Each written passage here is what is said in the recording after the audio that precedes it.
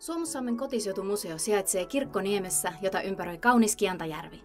Niemessä sijaitsi alun perin Suomussalmen ensimmäinen kirkko. 1700-luvun lopulla valmistunut kirkko paloi talvisodassa vuonna 1939.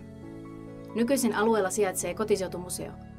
Vuonna 1967 perustetun museon rakennukset on tuotu paikalle aikojen saatossa eri puolilta Suomussalmea. Museon päärakennus, Alanteen talo, sijaitsi aiemmin Vienaan vievän vesireitin alussa Alanteenjärven rannassa.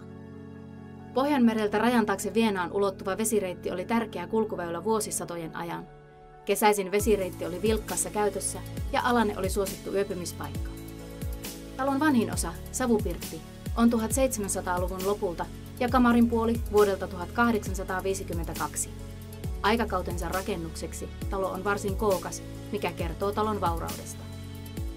Muita museon rakennuksia ovat esimerkiksi Seppä Härkösenpaja Kirkonkylältä, Selkoskylältä siirretty navetta sekä Kiannanniemeltä siirretty luhtiaitta, jossa voi kokeilla kangaspuilla kutomista.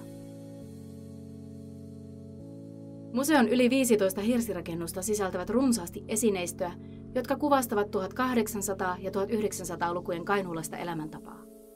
Museolla asuu kesäisin eläimiä ja alue toimii erilaisten tapahtumien näyttämänä.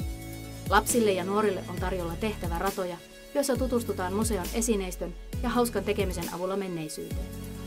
Museon väki, Nalli Naavaparta ja Kärppy seikkailevat mukana tehtäväradoissa.